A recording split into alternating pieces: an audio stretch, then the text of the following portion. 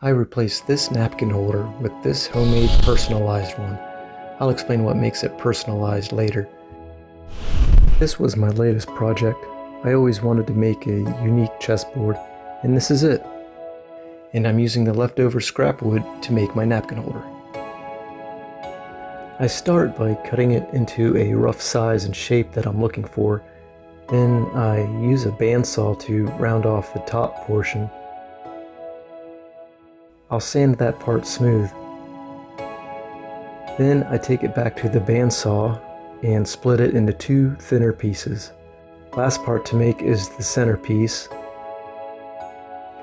This is what I'm going for. Now I sand off the saw marks. Next step is where I drew up two different designs, one for each side. After they're drawn up, I put them on my scanner and print them onto a paper with an adhesive backing. I'll cut them into sections and then I'll stick them onto a very thin piece of maple wood. Now it's ready for the scroll saw. It takes some patience to follow detailed lines, but it always pays off in the end with just about any design. I'll sand the edges smooth and round them off to make it look more presentable. My mother has two cats at home, and they like to jump onto one of the stools next to the table and then step right onto the table, walking around and checking out whatever food or objects are around. I thought, what better way to commemorate these two troublemakers than to illustrate the very thing they do on a daily basis.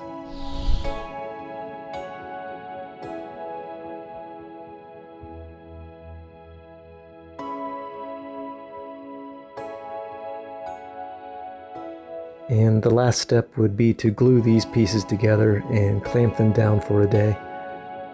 And that's it. Nice and sturdy. Should hold up for a long time.